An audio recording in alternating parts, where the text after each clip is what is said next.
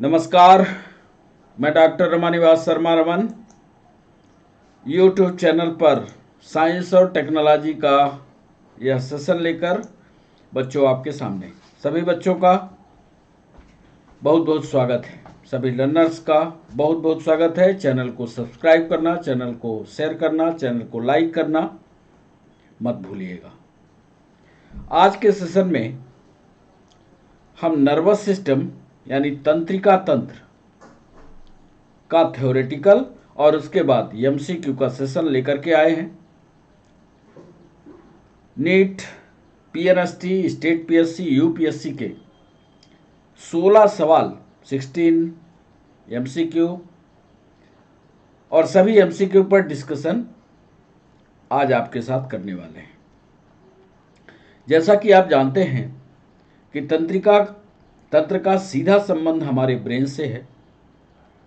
जो भी हम सोचते हैं, जो भी हम करते हैं, ये सब कुछ काम दिमाग का होता है, ब्रेन का होता है। ब्रेन हमारे ऊपरी हिस्से में स्कल के अंदर बंद होता है। इसके संरचना की भी बात करेंगे। हमारे शरीर में जितनी भी क्रियाएं होती हैं सब यहीं से संचालित होती हैं,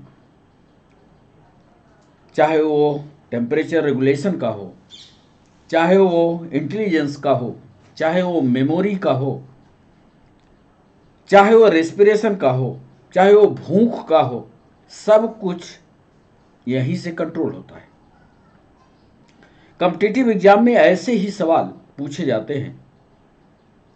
जैसे एक सवाल पीएनएसटी में पूछा गया कि मनुष्य में ताप नियमन किस अंग के द्वारा नियंत्रित किया जाता है। ऑप्शन दिया हुआ था, यकृत है, हाइपोथैलेमस है, हृदय है या फेफड़ा है। तो यदि आप ब्रेन की संरचना पढ़ लोगे तो आपको समझ में आ जाएगा कि ब्रेन के कितने पार्ट हैं और कौन सा पार्ट टेम्परेचर रेगुलेशन का काम करता है।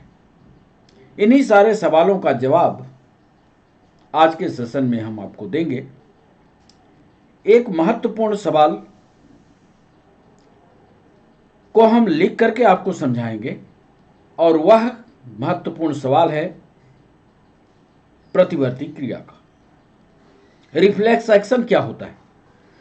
जिस समय हमारा दिमाग काम नहीं कर रहा होता है या दिमाग हमारा सो रहा होता है, रेस्टिंग पीरियड में होता है, या हम उसको नहीं समझ पा रहे होते हैं, तब भी जो क्रियाएं हमारा शरीर कर पाता है वो सब कुछ रिफ्लेक्स एक्शन पर आती हैं। हम जब क्लास में लाइव आने वाले थे उसके पहले हमने आपके पेपर को देखा, उसमें बहुत सारे सवाल रिफ्लेक्स एक्शन से पूछे गए। तो हम विस्तार से आज आपको रिफ्लेक्स एक्शन पढ़ाएंगे भी। इसके अलावा मस्तिष्क से संबंधित रोग की भी चर्चा करेंगे, जैसे इंसेफेलाइटिस क्या होता है। सामान्य रूप से बताते चलें कि इंसेफेलाइटिस मस्तिष्क के उत्पन्न एक सूजन है जो वायरस के संक्रमण से होती है। जो बच्चे लेक्चर सुन रहे हैं वो चाहें तो इसको नोट कर सकते हैं। मेनिंजाइटिस क्या होता है?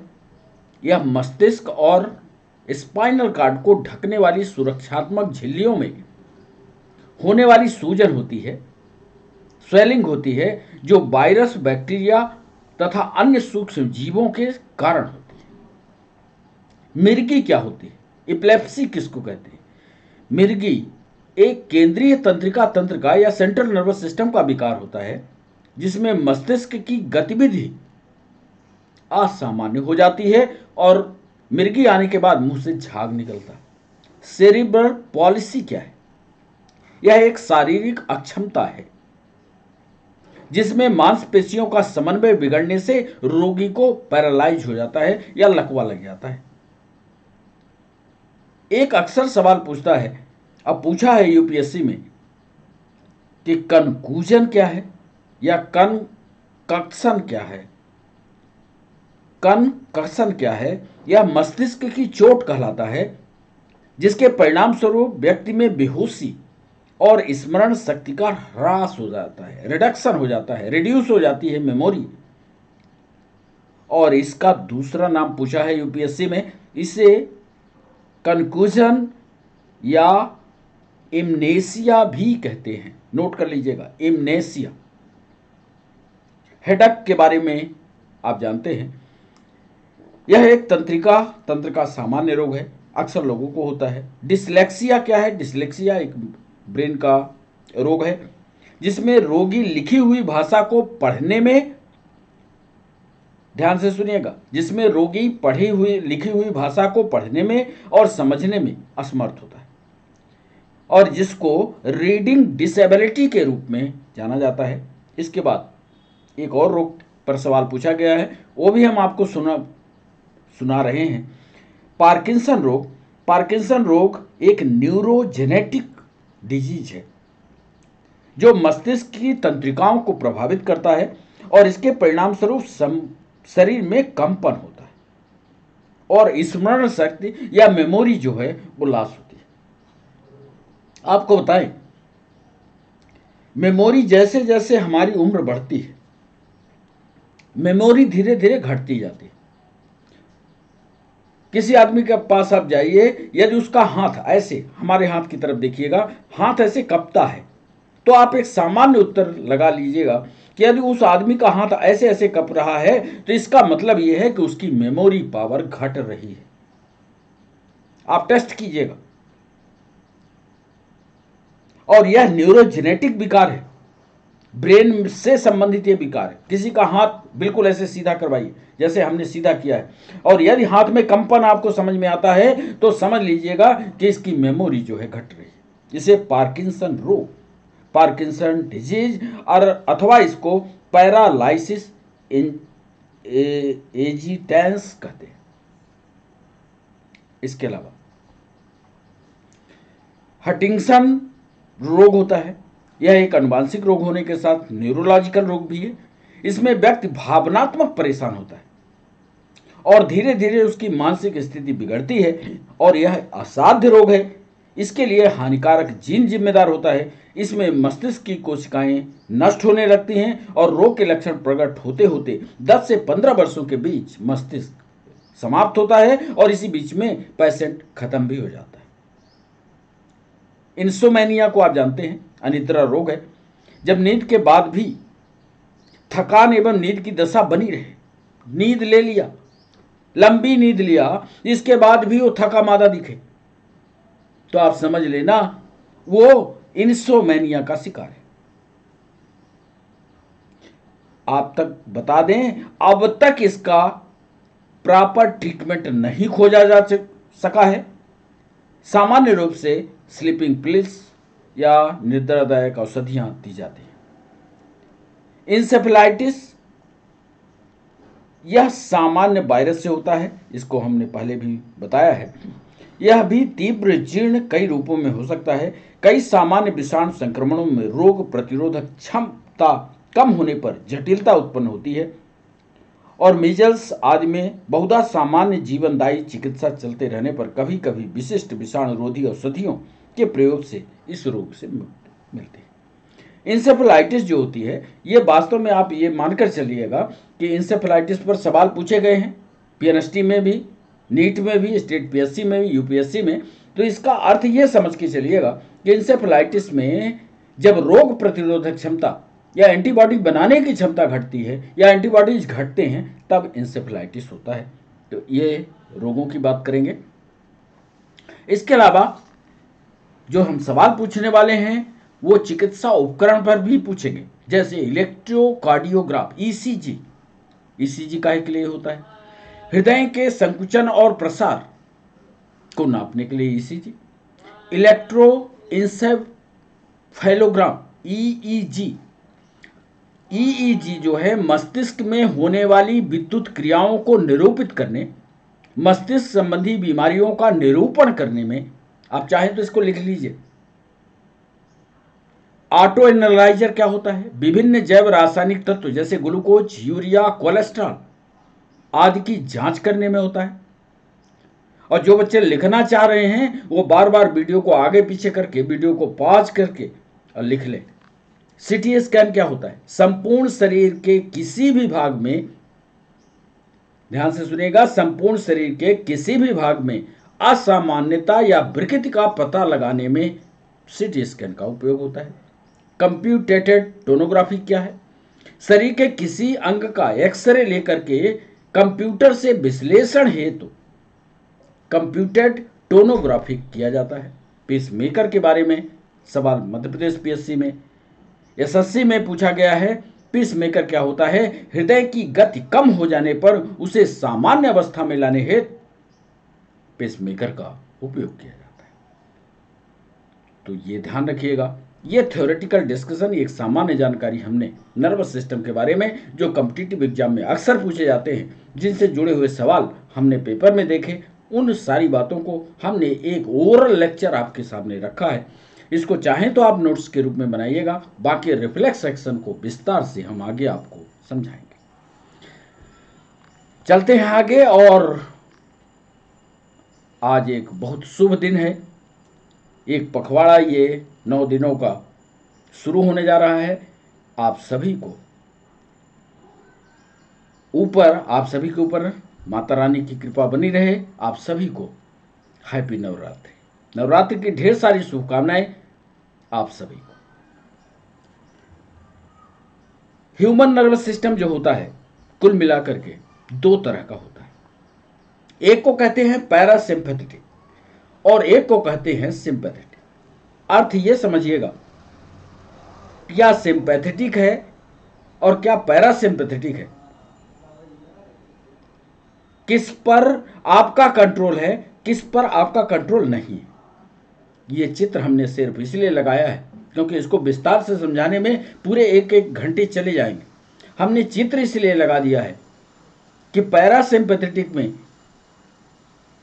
क्या क्या एक्शन होते हैं उसका एक चित्र लगा दिया है और सिंपैथेटिक का अलग एक चित्र लगा दिया है। ये पढ़ने की जिम्मेदारी आपकी है। नहीं समझ में आएगा तो आप हमको कमेंट सेक्शन में, जब ये क्लास आज हमारी लाइव होगी तो आप हमसे एक एक करके पूछिएगा, वहीं हम एक एक का उत्तर आपको देते रहेंगे, समझाते रहेंगे।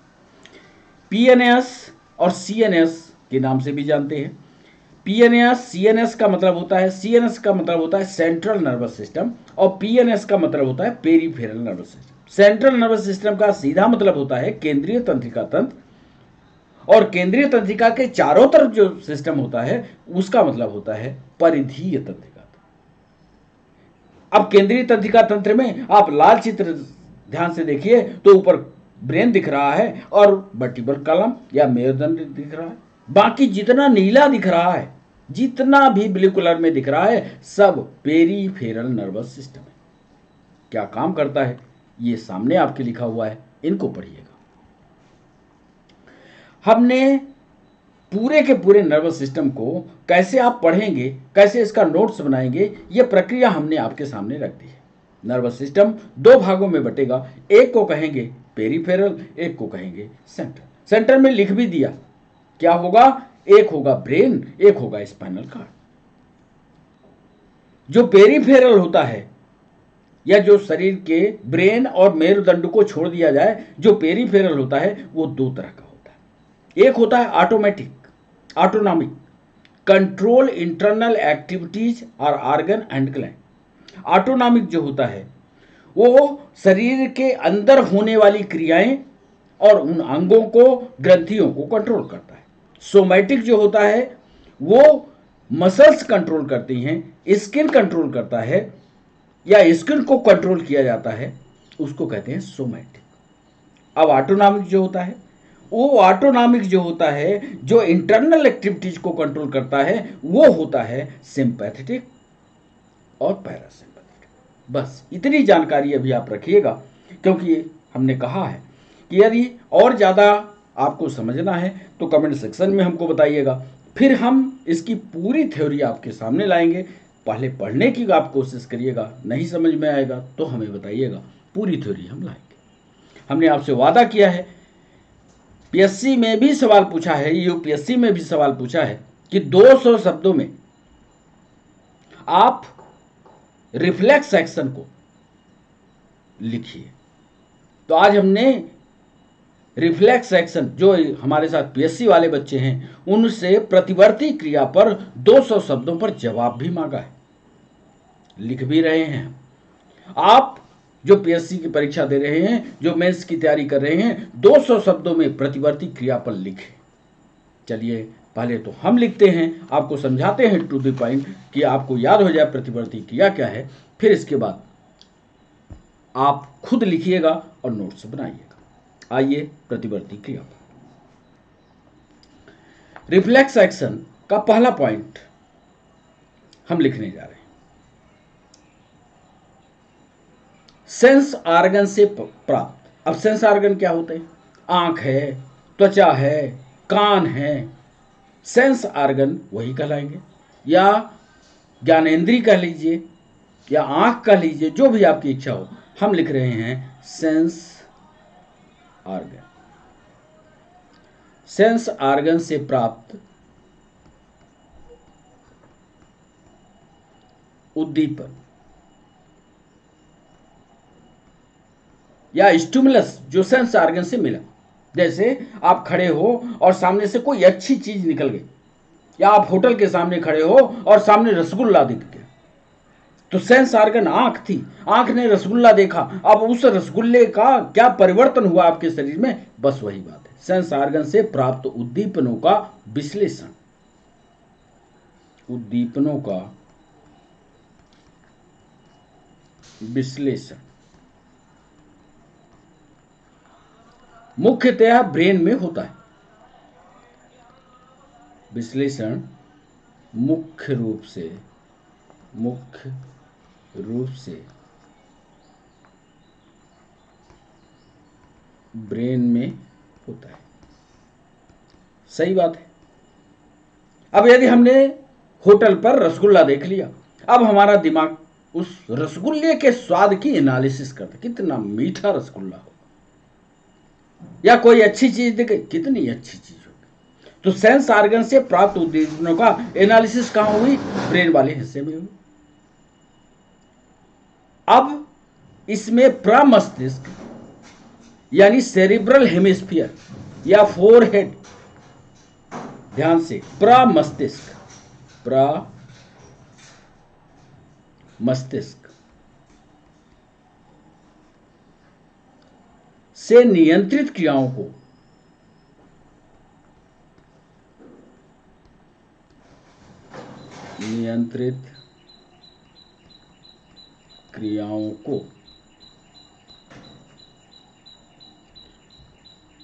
ऐच्छिक क्रियाएं कहते हैं। ऐच्छिक या वॉलेंट्री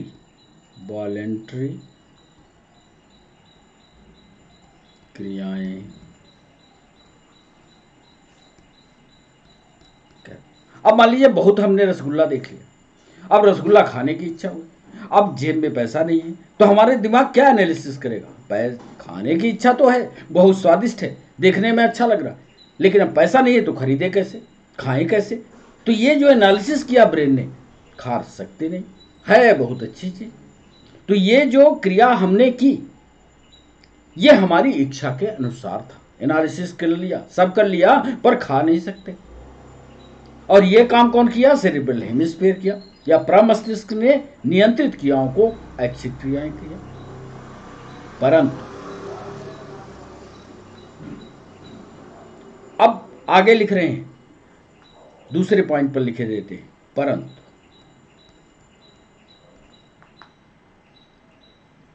मस्तिष्क के सहयोग के बिना, ब्रेन के सहयोग के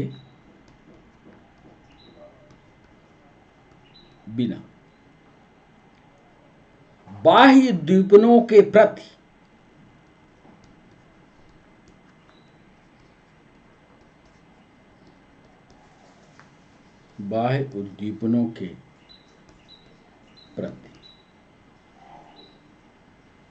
क्रियाएं भी होती हैं, कुछ क्रियाएं भी होती हैं जिन्हें इनवॉलेंट्री रिएक्शंस कहते हैं। जिन्हें अनैच्छिक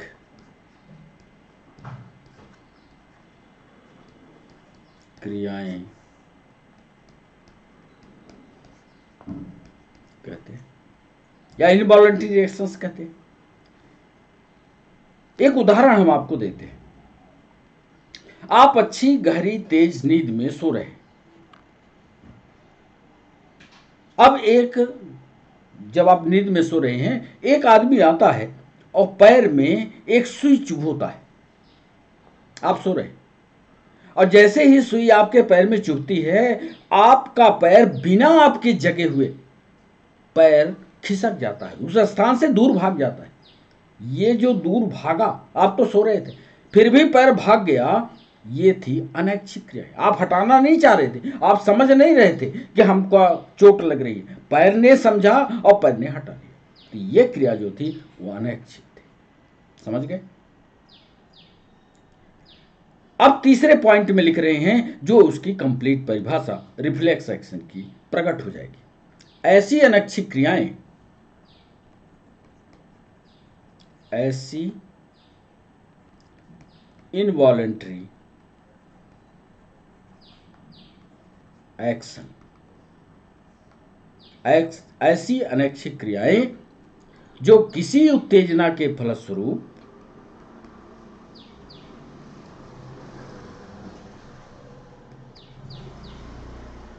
किसी उत्तेजना के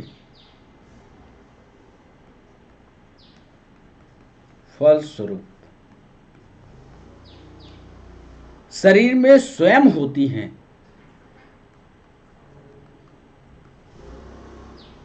शरीर में स्वयं होती हैं प्रतिवर्ती क्रियाएं,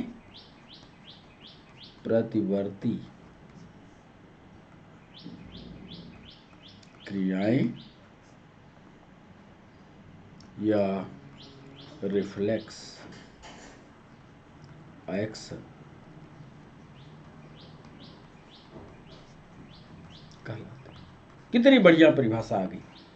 ऐसी क्रियाएं हो हमारे शरीर में जिसमें हम सोते रहें और कोई पिन चुभाए और पैर पीछे हट जाए, तो ये प्रक्रिया जो है प्रतिवर्ती क्रिया या रिफ्लेक्स एक्शन कहलाती है। और भी इसके उदाहरण हैं, लेकिन चौथे पॉइंट में ये रिफ्लेक्स एक्शन की क्रियाएं किसके द्वारा होती हैं ये भी हम आपको बता दें। चौथा पॉइंट लिखें, प्रतिवर्ती क्रियाओं का, प्रतिवर्ती क्रियाओं का संचालन स्पाइनल कॉर्ड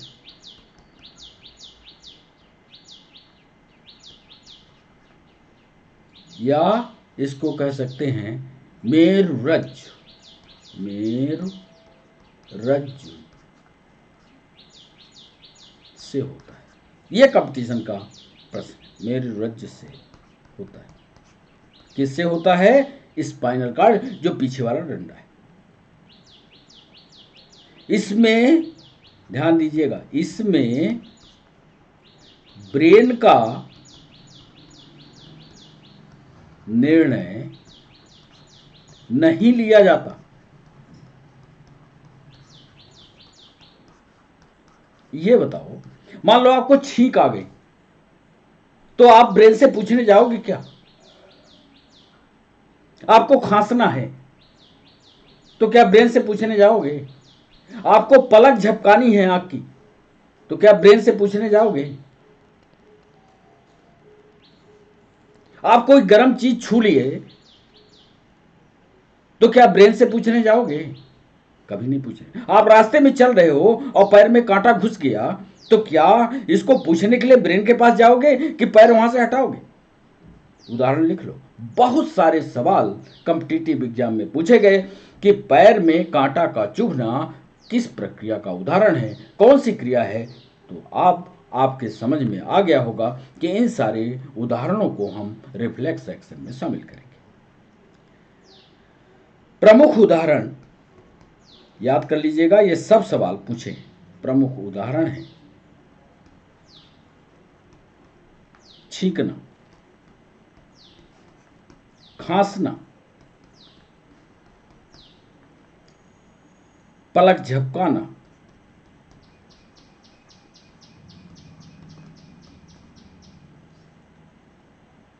गर्म ठंडी जी, गर्म ठंडी चीज पर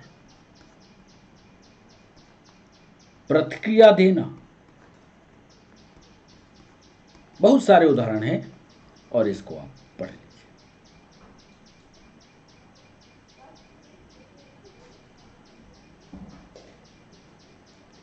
एक सवाल यूपीएससी ने पूछा कि ये रिफ्लेक्स एक्शन के बारे में सबसे पहले किस वैज्ञानिक के द्वारा बताया गया, तो इसको भी आपको बता दें, ये भी कंपटीशन में पूछा जाए।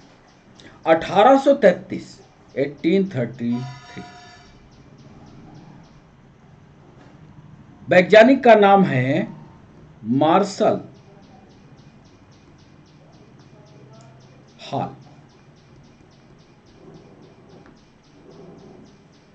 ने रिफ्लेक्स एक्शन, आरए लिख रहे हैं, रिफ्लेक्स एक्शन के विषय में बताया।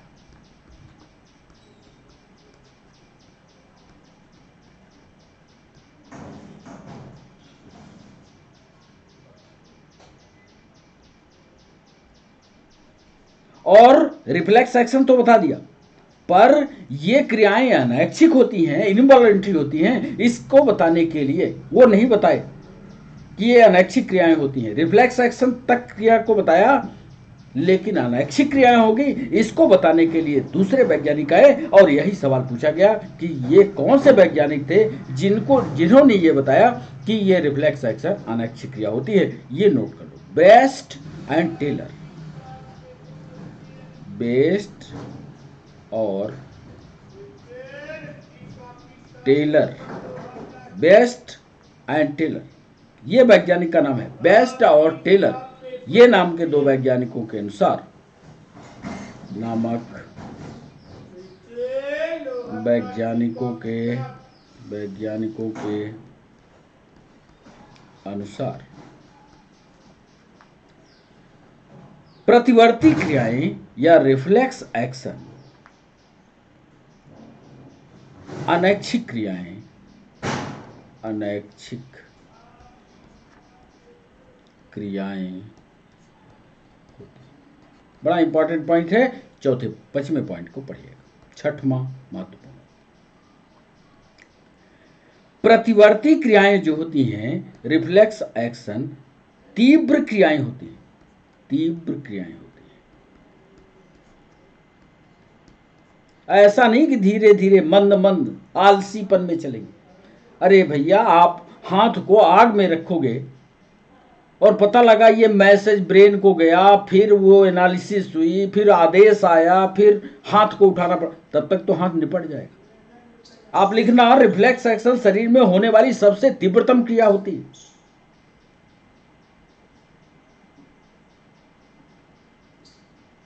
और एक चीज लिखना, तीव्र क्रियाएं होती हैं तथा 200 से अधिक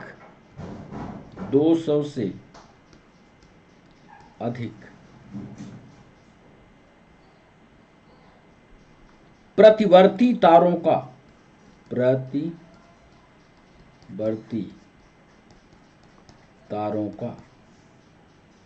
एक जाल होता है।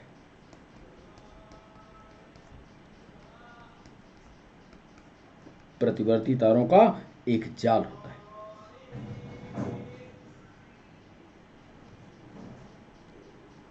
जहां प्रतिवर्ती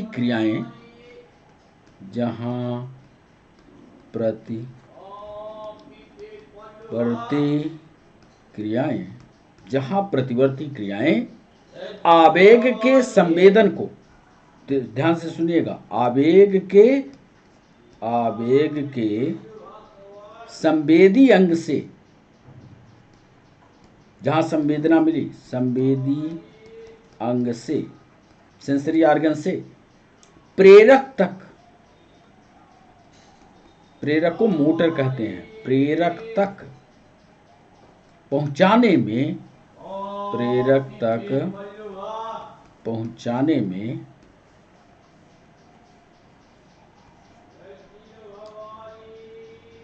स्पेशलाइज्ड तंत्रिकीय पथ बनाती है, रास्ता बनाती है। स्पेशलाइज्ड न्यूरल पाथ बनाते हैं, रास्ता बनाते हैं।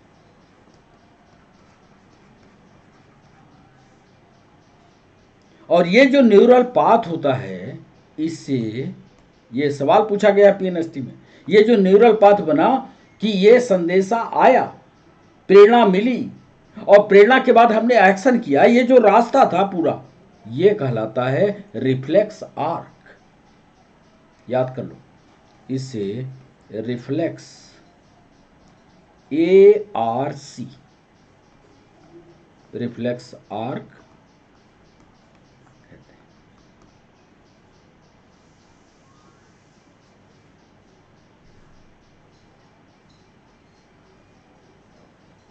सातवां पॉइंट, सबसे सरल प्रतिवर्ती क्रियापथ में, सबसे सरल प्रतिवर्ती क्रियापथ, सबसे सरल, सिंपल रिफ्लेक्स एक्शन बे में सबसे सरल प्रतिवर्ती क्रियापथ में स्पेशलाइज्ड रिसेप्टर सेंसरी सेल्स पाई जाती हैं। विशिष्ट ग्राही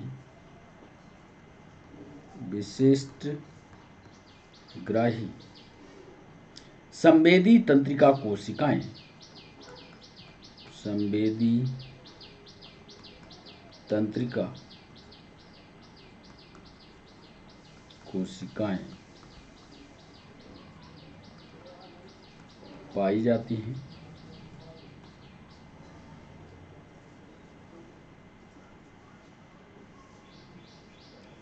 जो कि स्पाइनल कॉर्ड व मस्तिष्क के, जो स्पाइनल कॉर्ड और ब्रेन के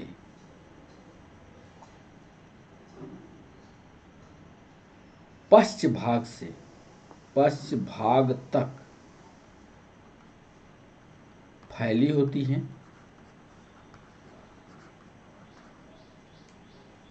जगह कम पड़ रही है, इसमें लिख देते हैं।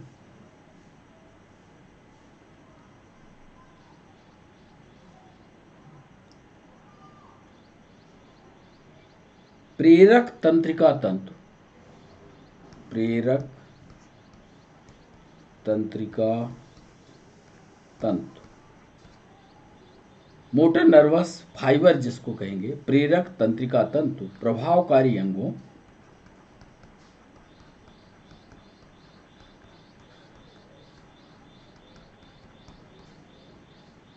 जैसे पेशियों या ग्रंथियों के, जैसे मसल्स से लिगामेंट तक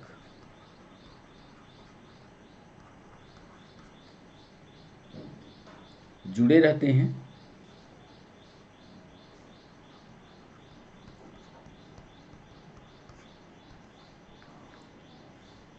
और इस प्रकार ग्राही अंग से, और इस प्रकार ग्राही अंग से, इस प्रकार ग्राही अंग से प्रभावी अंग तक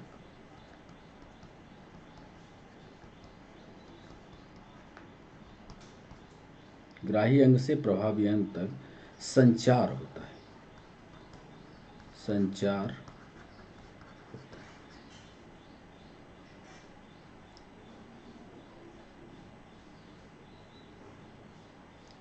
अब इसका उदाहरण करके समझा देते हैं, लिखने की ज़्यादा जरूरत नहीं है। जैसे मान लीजिए आंख में कोई कण आया। अब जब आंख में कोई कण आता है तो आंख की पलक जो है तुरंत बंद हो जाती है। किसी गर्म वस्तु को आपने छुआ तो हाथ तुरंत पीछे हटता है। प्रतिवर्ती क्रियाएं शरीर की सुरक्षा के दृष्टि से अधिक महत्वपूर्ण होती है। रिफ्लेक्स एक्शन में बहुत सारे अंग शामिल हैं, लेकिन प्रमुख रूप से रिफ्लेक्स आर्क जो बनता है, इसमें याद कर लीजिएगा, रिफ्लेक्स आर्क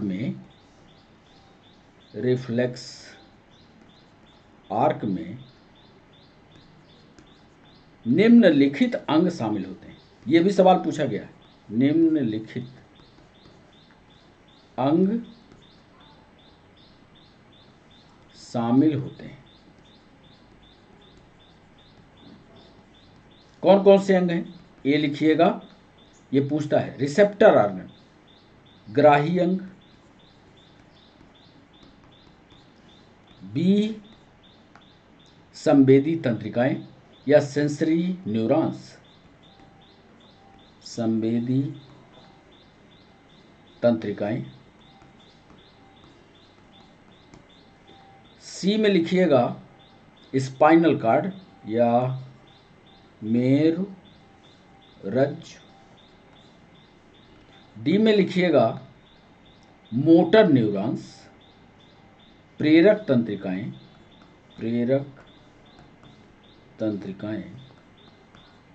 और अंतिम लिखिएगा पचमा या ई प्रभावी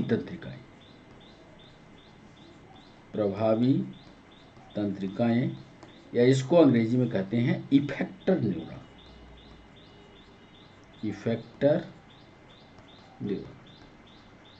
मुख्य रूप से इतने भाग कोई भी रिफ्लेक्स आर्क बनेगा, मतलब जहां से क्रिया शुरू हुई, जैसे कांटा घुसा से लेकर के और पैर हटाने तक जो ये रिफ्लेक्स आर्क बनता है, इसमें इतने सारे अंग शामिल होते हैं। सिर्फ इतना समझ लीजिएगा, इस तरह से रिफ्लेक्स आर्क या रिफ्लेक्स एक्शन की ये क्रिया होती है। इसको आप पढ़ने की कोशिश कीजिएगा, सरल सी क्रिया है। चूंकि क्रिया को हमने उदाहरण के द्वारा आपको समझाया है, इसलिए ज़्यादा जल्दी से समझ में आएगा। आज ही इसका नोट्स बनाइएगा, हमें बताइएगा कि आपसे ये समझ में आया कि नहीं आया, नहीं तो फिर विस्तार से हम आपको नर्वस सिस्टम पढ़ाएंगे। अब चलते हैं एमसीक्यू सेशन में, जहां हम 16 सवाल आपसे पूछेंगे, 16 सवाल। तो पहला सवाल आपके स्क्रीन पर अब आने वाला है। नर्वस सिस्टम से मानव मस्तिष्क, पहला सवाल, ह्यूमन ब्रेन का वेट यानी वजन कितना होता है? कितना होता है? ए ऑप्शन दे रहे हैं, सोच विचार कर जवाब दीजिएगा। यूपीएससी में भी पूछा है, नीट में भी और पीएनएसटी में ये सवाल पूछा है। ह्यूमन ब्रेन का वजन शरीर के कुल वजन का, बॉडी के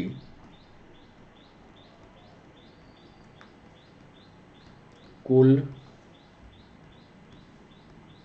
वजन का लगभग 2%। बी ऑप्शन दे रहे हैं बॉडी के कुल वजन का लगभग 8%। सी ऑप्शन दे रहे हैं बॉडी के कुल वजन का लगभग 12%। और डी ऑप्शन दे रहे हैं बॉडी के कुल वजन का लगभग 15%। आपको यह बताना है कि जो मनुष्य का दिमाग होता है, उसके शरीर के वजन में उसका रेशियो क्या है। कुल मिलाकर के हम ये पूछ रहे हैं, क्या 1:2 आता है, क्या 1:8 आता है। अब ये सारे सवाल अलग अलग तरीके से पूछे गए। क्या 1:12 आता है, क्या 1:15 आता है, ये आपको बताना है। तो बॉडी के कुल वजन का लगभग 2% है। बॉडी के कुल वजन का लगभग 8% है, बॉडी के कुल वजन का लगभग 12% है, या बॉडी के कुल वजन का करीब 15% है? सही उत्तर बताइए आप। इसमें से एक ही उत्तर सही है। दूसरा सवाल, ह्यूमन ब्रेन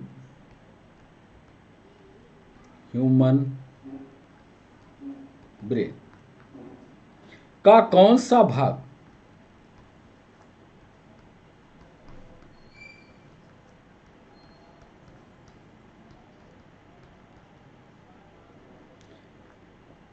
इंटेलिजेंस यानी बुद्धि, मेमोरी यानी स्मृति,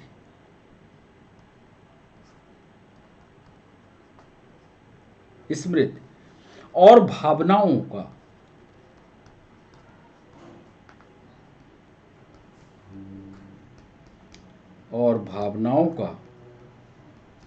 केंद्र है? दूसरा सवाल हमने पूछा कि ह्यूमन ब्रेन का कौन सा भाग बुद्धि का, मेमोरी का और भावनाओं का केंद्र है? ऑप्शन हम आपको दे रहे हैं। ए ऑप्शन है हाइपोथैलेमस,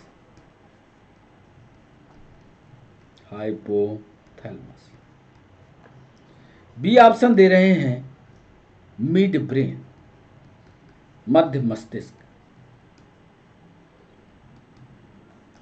सी ऑप्शन दे रहे हैं कार्पस कैलोसम। अब यदि आपने ब्रेन पढ़ा होगा तो इन अंगों को पढ़ा जरूर होगा, कार्पस कैलोसम। और डी ऑप्शन दे रहे हैं सेरिब्रम। ह्यूमन ब्रेन का कौन सा भाग बुद्धि, स्मृति और भावनाओं का केंद्र है? क्या वो हाइपोथैलेमस है, क्या वो मिड ब्रेन है, क्या वो कार्पस कैलोसम है, या सेरिब्रम है? ये रहा दूसरा सवाल। बच्चों, तीसरा सवाल आपके स्क्रीन पर यह रहा। मनुष्य में जो अभी हमने आपसे पूछा था ये सवाल कि पीएनएसटी का ये एक सवाल हमने देखा था, वही सवाल तीसरे पर, मानव मस्तिष्क या मनुष्य में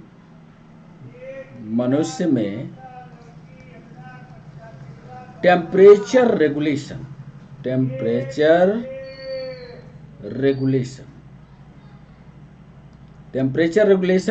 यानी ताप नियमन। टेम्परेचर रेगुलेशन का मतलब ताप नियमन। जैसे हमारी बॉडी का टेम्परेचर जो रेगुलेट करता हो, मनुष्य में टेम्परेचर रेगुलेशन किस अंग के द्वारा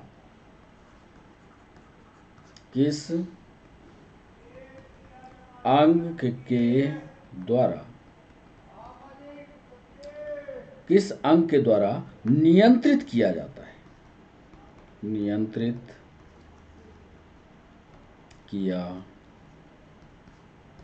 है? ए ऑप्शन दे रहे हैं, क्या वह लीवर है? बी ऑप्शन दे रहे हैं, क्या वह हाइपोथैलेमस है? सी ऑप्शन दे रहे हैं, क्या वह हार्ट है? और डी ऑप्शन दे रहे हैं, क्या वह लंग है? मनुष्य में टेम्परेचर रेगुलेशन या तापमान नियमन किस अंग के द्वारा नियंत्रित किया जाता है? क्या वो लीवर है, क्या वो हाइपोथैलेमस है, क्या वो हार्ट है, क्या वो लंग है? सही जवाब आप कीजिएगा। चौथा सवाल आपके स्क्रीन पर, रिफ्लेक्स एक्शन का नियंत्रण केंद्र,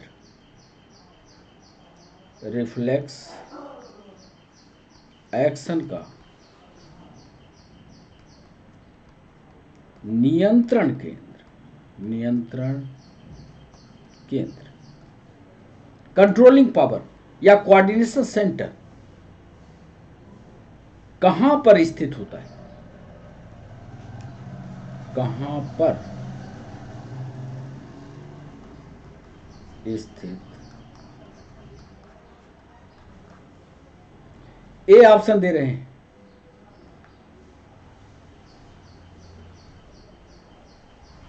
क्या वह फोर ब्रेन में है?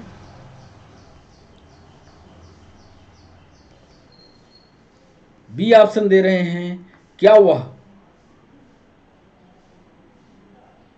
मिड ब्रेन में है।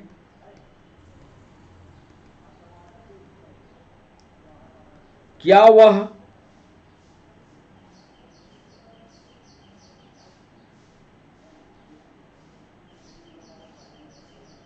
स्पाइनल कार्ड में है? और डी ऑप्शन दे रहे हैं, क्या वह स्पाइनल सेल्स में है? रिफ्लेक्स एक्शन का नियंत्रण, अभी थ्योरी जब पढ़ा रहे थे तो थ्योरी में ये हमने आपको बताया। रिफ्लेक्स एक्शन का नियंत्रण केंद्र या प्रतिवर्ती क्रिया का कंट्रोलिंग सेंटर कौन करता है? Fore brain, mid brain, spinal cord या स्पाइनल सेल? 5वां सवाल आपके स्क्रीन पर। रेस्पिरेशन का यानी श्वसन, रेस्पिरेशन यानी श्वसन का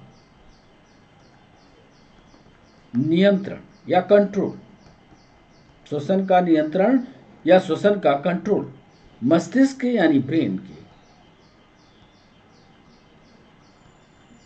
किस भाग से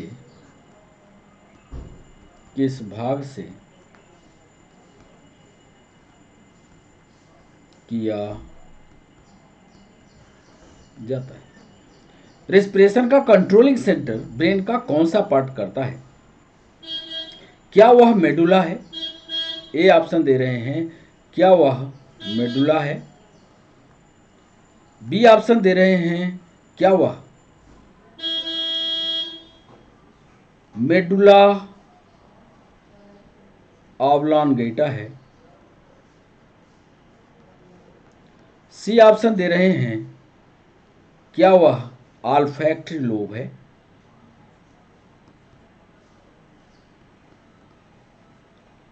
और डी ऑप्शन दे रहे हैं, क्या वह इसमें से कोई नहीं है? क्या वह मेडुला है? क्या वह मेडुला ऑब्लांगेटा है? क्या वह ऑल्फैक्टरी लोब है? क्या कोई उत्तर इसके सही नहीं है? 6वां सवाल आपके स्क्रीन पर। EEG, EEG से जिस अंग की EEG से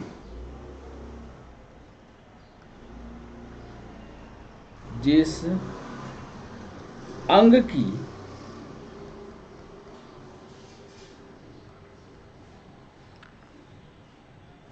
कार्य प्रणाली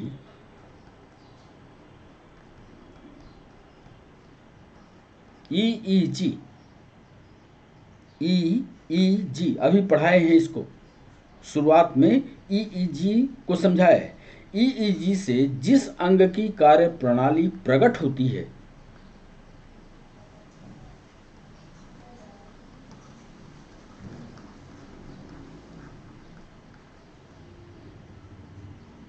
वह है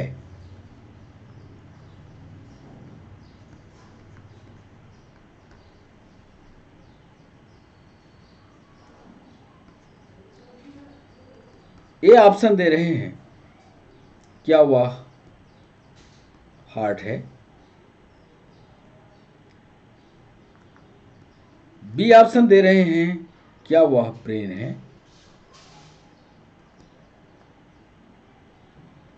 सी ऑप्शन दे रहे हैं, क्या वह साइटॉन है?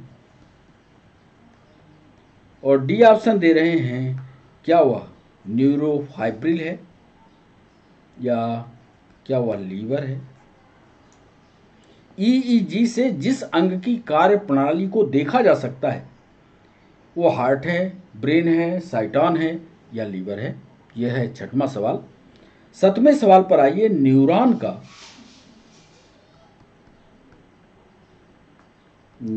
का बाहर निकला हुआ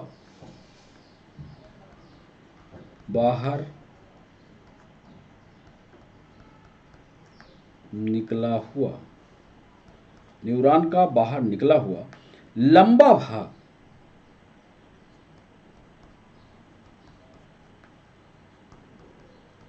न्यूरॉन का बाहर निकला हुआ लंबा भाग क्या कहलाता है?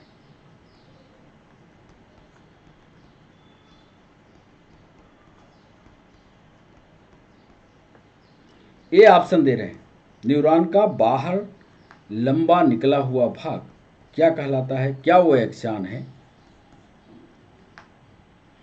क्या वह डेंड्राइट है? डेंड्राइट है। सी ऑप्शन दे रहे हैं, क्या वह साइटोन है? और डी ऑप्शन दे रहे हैं, क्या वह न्यूरोफाइब्रिल है? न्यूरॉन का बाहर निकला हुआ लंबा भाग क्या कहलाता है? क्या वह एक्सान है? क्या वह डेंड्राइट है? क्या वह साइटन है? क्या वह न्यूरोफाइब्रिल है? 7वां सवाल, इसमें से एक उत्तर सही है। यदि आपने न्यूरॉन की संरचना पढ़ी होगी तो ये उत्तर बनेगा 7वें सवाल का। 8वां सवाल आपके स्क्रीन पर, इपीथैलेमस, इपीथैलेमस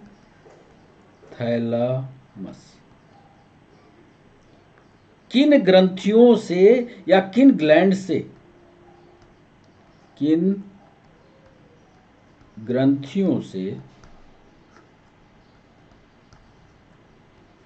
निर्मित होता है? इपीथैलेमस किन ग्लैंड से निर्मित होता है, यह सवाल है। यूपीएससी में, नीट में और पीएनएसटी में, दोनों में सवाल पूछा गया। जरा बच्चों दीजिएगा जवाब। क्या यह पीनियल ग्लैंड है?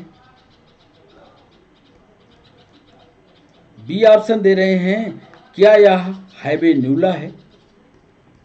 हैबेन्यूला है। सी ऑप्शन दे रहे हैं, ना तो ए है, ना तो ए और ना तो बी है। डी ऑप्शन दे रहे हैं, ए और बी, ए और बी दोनों उत्तर सही है। सवाल पूछा कि इपीथैलेमस किन ग्रंथियों से निर्मित होता है? क्या वह पीनियल ग्लैंड है? क्या हैबेन्यूला है? ना तो ए है ना तो बी है। ए और बी दोनों उत्तर सही हैं। इसमें से सही जवाब एक ही है। सही जवाब करने की कोशिश कीजिएगा। 9वां सवाल आपके स्क्रीन पर यह रहा, स्पाइनल कार्ड का काम पूछ रहे हैं, या लिखिएगा मेरुरज्ज, मेरुरज्ज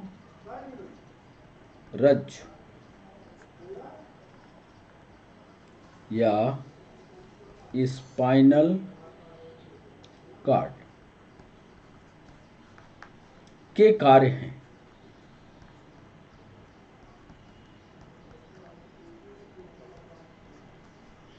बोलो साहब, स्पाइनल कार्ड का काम क्या है? ए ऑप्शन दे रहे हैं, मस्तिष्क से आने जाने वाले, ब्रेन से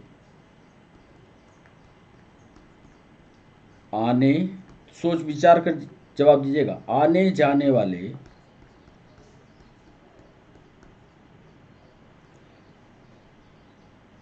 जो दीपन है,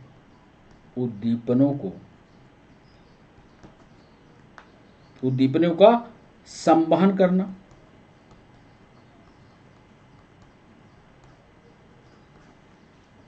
जो सेंसिटिव रिस्पांस आ रहे हैं, उद्दीपन आ रहे हैं, क्या उनका कंडक्शन करना होता है मेरुरज्ज का कार्य। बी ऑप्शन दे रहे हैं, प्रतिवर्ती क्रियाओं का यानी रिफ्लेक्स एक्शन का, रिफ्लेक्स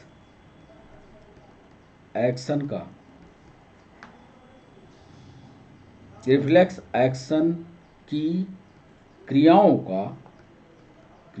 का समन्वय एवं नियंत्रण, कोऑर्डिनेशन एंड कंट्रोल। अच्छे से पढ़िएगा तभी जवाब बनेगा। नियंत्रण और समन्वय करना। C option only A. और डी ऑप्शन दे रहे हैं, A and B both. Spinal cord के काम को पूछ रहा है इस सवाल में कि ब्रेन से आने जाने वाले उद्दीपनों का कंडक्शन करेगा, रिफ्लेक्स एक्शन की क्रियाओं का कोऑर्डिनेशन और कंट्रोल करेगा, वनली ये करेगा, ए और बी दोनों करेगा। तो ये था हमारा 9वां सवाल। आइए 10वें सवाल पर। 10वां सवाल अब आपके स्क्रीन पर। नर्व सेल्स या तंत्रिका कोशिकाओं के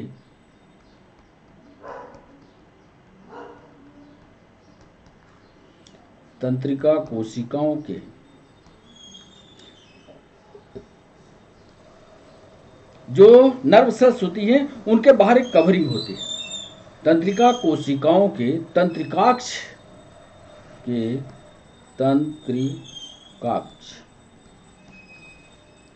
चारों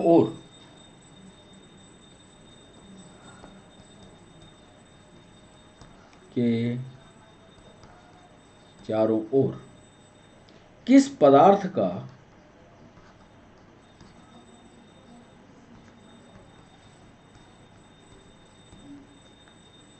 आवरण पाया जाता है?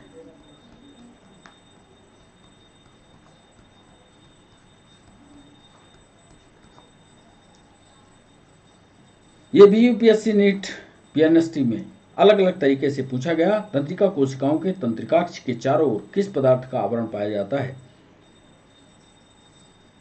ए ऑप्शन दे रहे हैं मैलिन का, बी ऑप्शन दे रहे हैं इनेमल का, सी ऑप्शन दे रहे हैं वनली,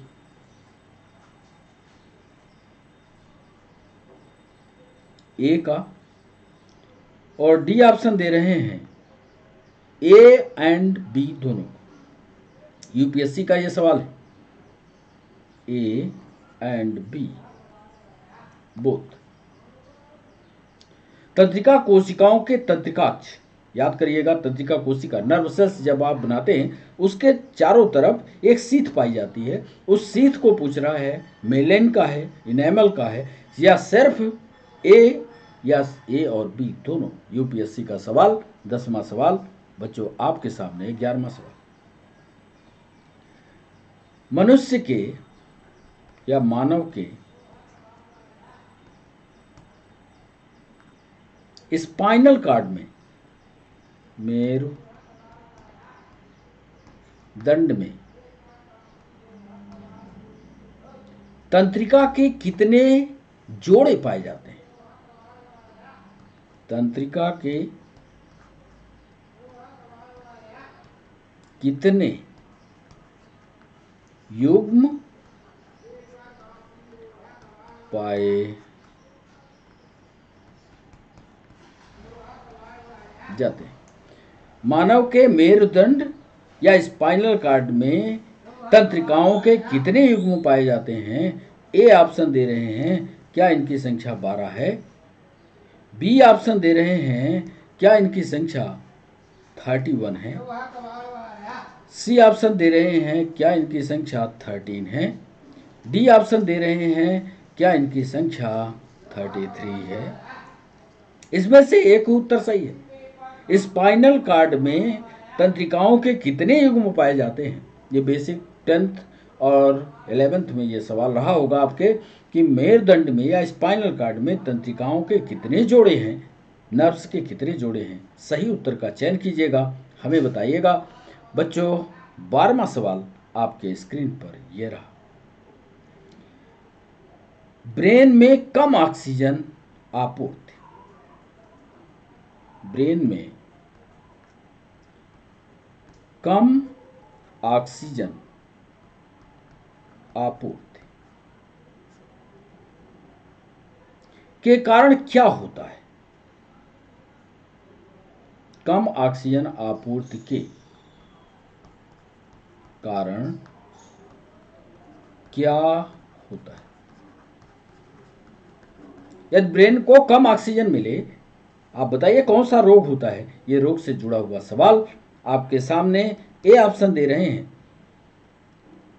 क्या वह हाइपोक्सिया है? ब्रेन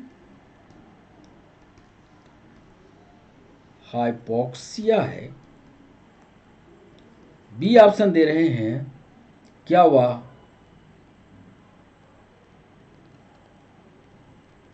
इंसोमैनिया है?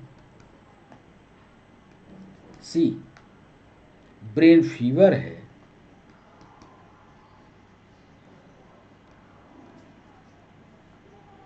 या डी इसमें से जितने रोग लिखे गए इसमें से कोई नहीं। यदि मान लीजिए कभी कभी ब्रेन में ऑक्सीजन की सप्लाई घट जाती, तो ब्रेन में ऑक्सीजन की सप्लाई घटते ही ब्रेन हमारा थोड़ा धीमा काम करने लगता है, या कभी कभी ऑक्सीजन की सप्लाई यदि घट जाए तो ब्रेन डेड भी हो जाता है। ऐसी अवस्था को कौन सा रोग कहेंगे? ब्रेन हाइपोक्सिया है, इंसोमेनिया है, ब्रेन फीवर है, या जितने लिखे गए उसमें से कोई नहीं है। बच्चों 13वां सवाल आपके स्क्रीन पर ये रहा। डिसलेक्सिया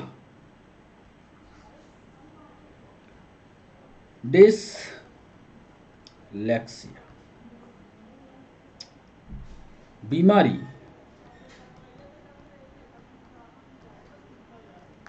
निम्नलिखित में से किस अंग से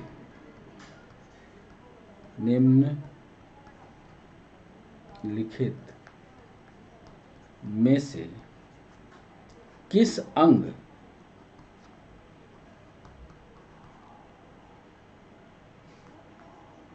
अंग से संबंधित है? डिसलेक्सिया किस में होता है, ये हमने थ्योरी पढ़ाते समय आपसे डिस्कस किया है। अब आपको बताना है क्या इसका संबंध ब्रेन से है, क्या इसका संबंध आंख से है, क्या इसका संबंध कान से है, और डी ऑप्शन दे रहे हैं, क्या इसका संबंध नाक से है। डिसलेक्सिया किस में होगा? ब्रेन में, आई में, ईयर में, नोज में? एक ही सही जवाब है।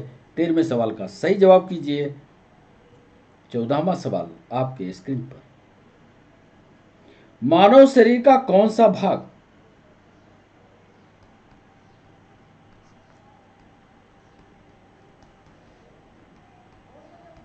मानव शरीर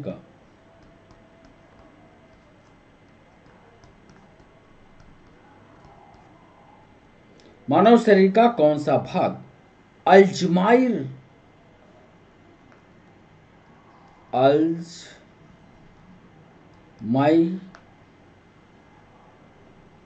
रोग से, या हिंदी में लिख दें अल्जाइमर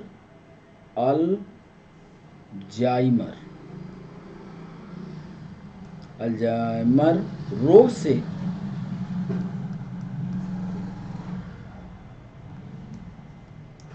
प्रभावित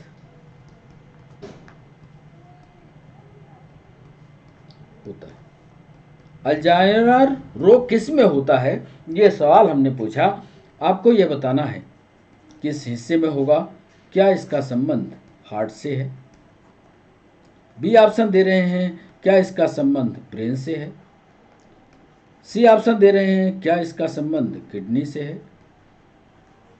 और डी ऑप्शन दे रहे हैं, क्या इसका संबंध इम्यूनिटी सिस्टम से है? इम्यूनिटी सिस्टम से है, प्रतिरक्षा तंत्र से है। अल्जाइमर रोग किससे संबंधित है? हार्ट से है, ब्रेन से है, किडनी से है, या प्रतिरोधक तंत्र से है?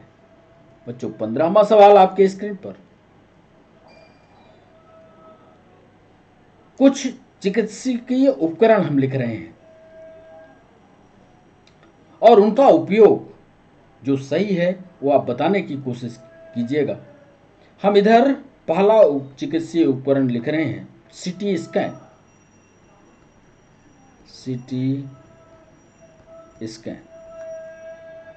बराबर करके इसको ए लिखा तो इसको फर्स्ट लिख रहे हैं। हृदय की गति, हार्ट बीट, नियंत्रण में। इधर बी लिख रहे हैं इलेक्ट्रोकार्डियोग्राफ। इलेक्ट्रोकार्डियोग्राफ,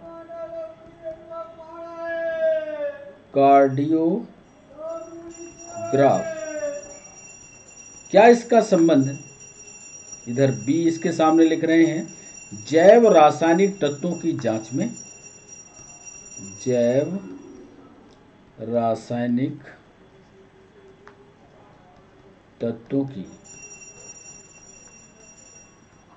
जांच में, बायोकेमिकल एलिमेंट्स के आइडेंटिफिकेशन में या पहचानने में इलेक्ट्रोकार्डियोग्राफ का। सी लिख रहे हैं ऑटो एनालाइजर। ऑटो एनालाइजर, इधर इसके सामने तीसरा लिख रहे हैं हृदय का विकार पता लगाने में।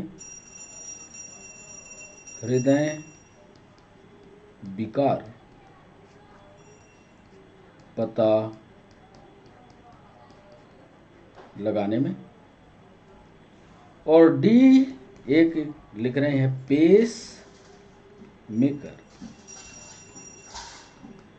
इसके आगे लिख रहे हैं शरीर में असामान्यता के लिए।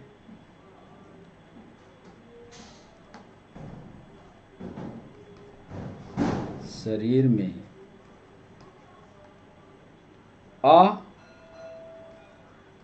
असामान्यता के लिए। अब आपको उत्तर देते हैं, आप बताइएगा हमें। इधर हम उत्तर दे रहे हैं A B C D.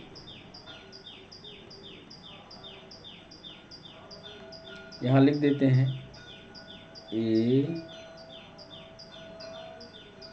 B C D. इसको 1 2 3 4 मान लीजिएगा।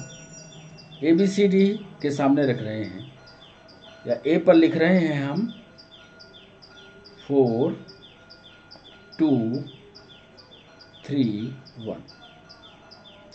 फिर लिख रहे हैं बी में 1 2 3 4। सी में लिख रहे हैं 2 3 1 4। और डी में लिख रहे हैं 4 3 2 1। सही उत्तर कौन सा होगा, ये आपको सही मिलान करना है। प्रश्न का नाम 15वें में सही मिलान कीजिए। प्रश्न है सही मिलान कीजिए। फिर से एक बार देख लीजिए, सीटी स्कैन का संबंध किससे है? क्या हार्टबीट से है? इलेक्ट्रोकार्डियोग्राफ का संबंध किससे है? जैव रासायनिक तत्वों की जांच में है। ऑटो एनालाइजर का संबंध हृदय विकार पता लगाने में है। पेस मेकर शरीर में असामान्यता को जांचने के लिए। तो 15वां सवाल का सही उत्तर कीजिएगा। तथ्यात्मक सवाल है, ऐसे सवालों को पढ़ने की कोशिश कीजिए। और आज के सेशन का अंतिम सवाल अब लिखने जा रहे हैं। Motivational skill. मोटिवेशनल स्किल मतलब किसी को ज्ञान देना हो अथवा किसी से ज्ञान लेना हो। अब ये ज्ञान लेना और ज्ञान देना, हम ये पूछना चाहते हैं कि ब्रेन के किस हिस्से से आप लेते हैं। चलिए हिंदी में लिखते हैं प्रेरक कौशल या मोटिवेशनल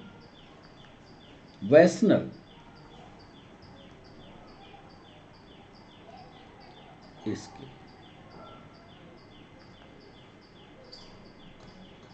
मतलब कुछ प्रेरणाएं देना हो किसी को, कुछ ज्ञान आना हो, तो ये ब्रेन का कौन सा पार्ट काम करेगा, इस प्रश्न को हमने बनाया है। आप समझने की कोशिश कीजिएगा। प्रेरक कौशल मस्तिष्क के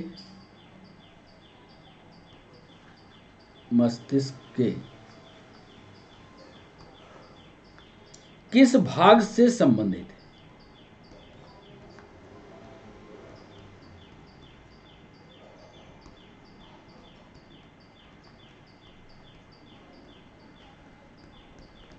ऑप्शन दे रहे हैं, क्या वह ललाट वाला, ललाट मतलब ये वाला हिस्सा सामने वाला, ललाट, ललाट वाले भाग से, बी हिस्सा, बी नाम दे रहे हैं कि भित्तीय, भित्तीय पाल से, सी ऑप्शन दे रहे हैं लौकिक भाग,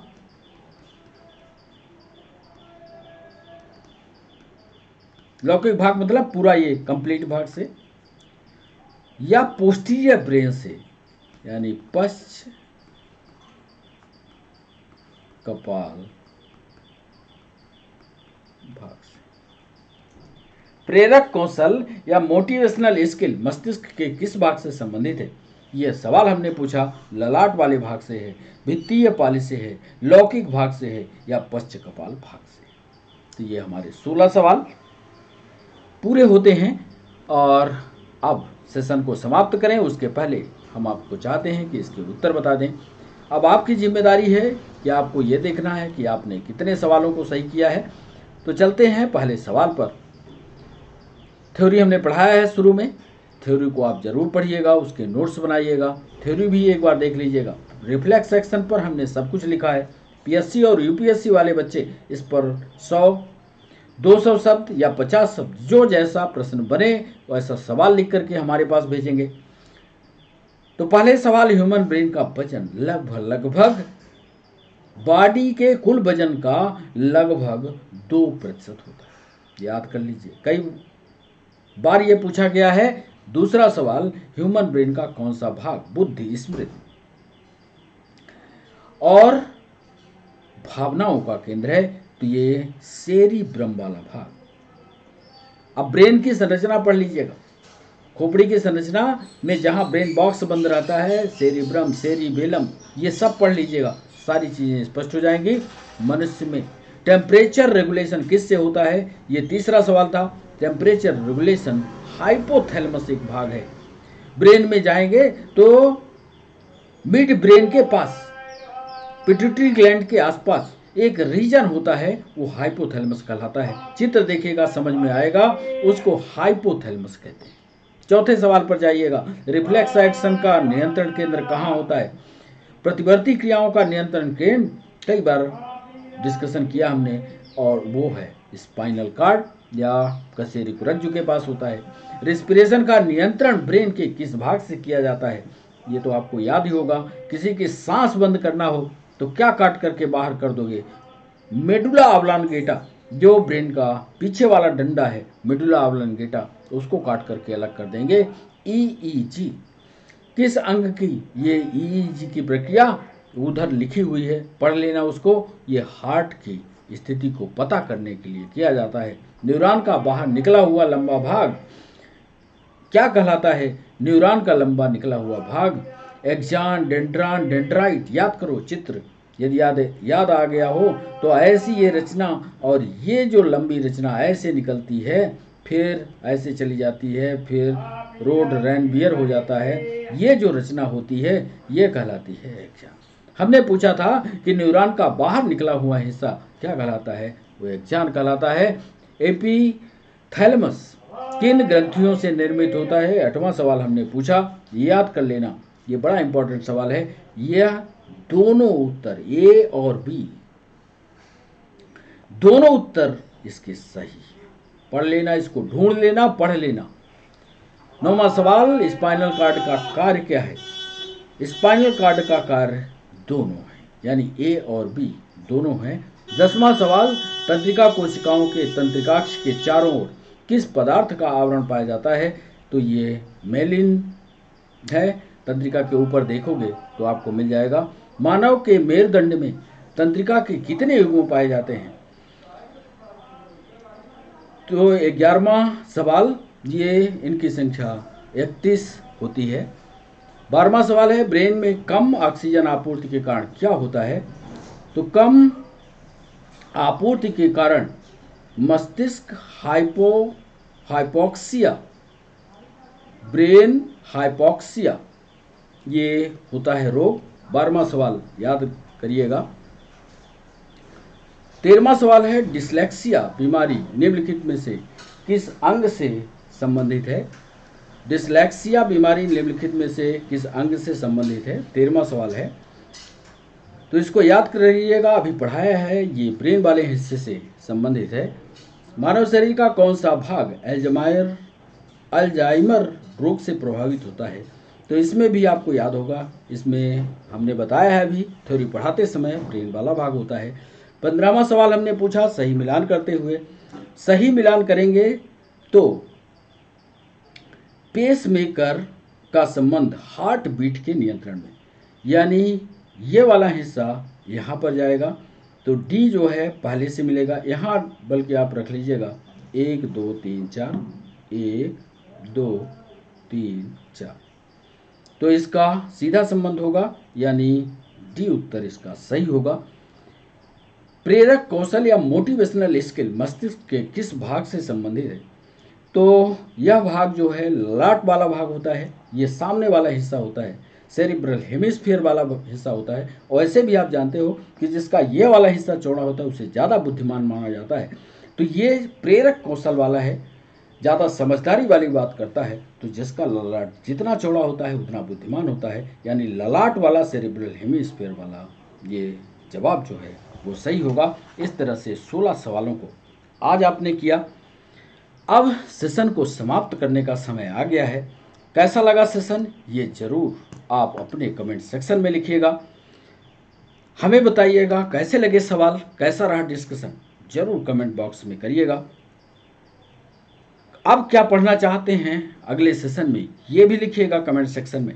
कौन सी थ्योरी नहीं समझ में आती ये बताइएगा। हमने फिजियोलॉजी को क्रम से लिया है, क्रम से उसको ख़त्म करेंगे और आगे आने वाली कॉम्पिटिटिव एग्जाम के लिए जो ज़रूरी है वो सब कुछ लाएंगे आपके लिए। तो बच्चों आज यहीं पर क्लास को समाप्त करते हैं, फिर नए सेशन में आपसे मुलाकात होती है। आप सभी को नवरात्रि की ढेर सारी शुभकामनाओं के साथ बच्चों बाय बाय, नमस्कार।